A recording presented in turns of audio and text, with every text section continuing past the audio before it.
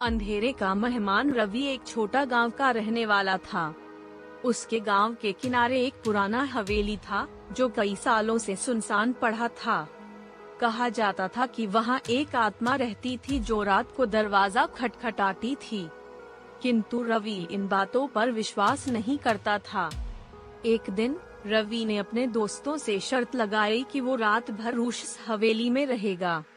दोस्तों ने यूं माना किया, पर वो अपनी जिद पर अड़े रहा। रात को एक मशाल लेकर वो हवेली के अंदर गया। हवेली में अंधेरा था, हवा से पर्दे हिल रही थी और फर्श पर कदम रखने से आवाज गूंज रही थी। रवि ने अपनी टॉर्च जलाकर चारों तरफ देखा। जंगली बेलों ने दीवारों को ढक रखा था और कहीं कहीं पुराने तस्वीरें लगी हुई थी। जैसे ही वो एक बड़े हॉल में पहुंचा, यूं महसूस हुआ कि कोई उसके पीछे है। वो पलटा, पर वहां कोई नहीं था। उसका दिल तेज धड़कने लगा। तभी एक दरवाजा जोर से बंद हो गया। रवि ने जल्दी से उस दरवाजे को खोला, पर वहां कोई नहीं था।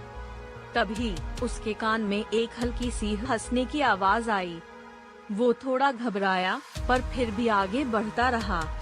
एक बड़े शीशे के सामने जाके खड़ा हुआ और तभी उसे अपनी परछाई के अलावा एक और परछाई दिखाई दी।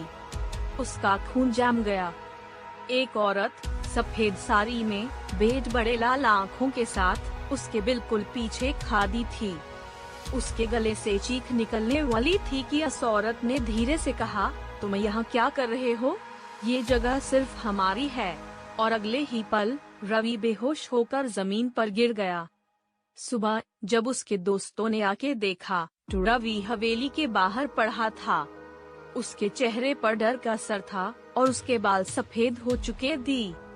जब उससे पूछा गया कि अंदर क्या हुआ, तो रवि सिर्फ एक ही बात बोलता रहा, वो वहाँ है, अब भी मुझे देख रही है।